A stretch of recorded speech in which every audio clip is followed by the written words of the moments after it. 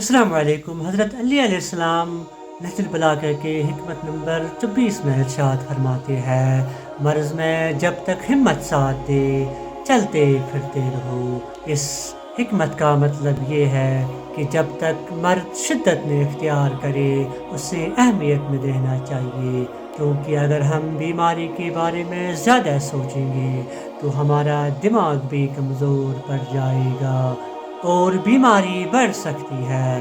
اس لیے متحرک رہنا اور خود کو صحت مند سمجھنا نہ صرف بیماری کو ختم کرنے میں مدد دیتا ہے بلکہ ہمارے جسم کی قدرتی طاقت کو بھی کمزور نہیں ہونے دیتا۔